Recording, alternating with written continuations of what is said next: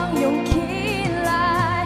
Ayoko ng ingay, huwag mo nang itanong sa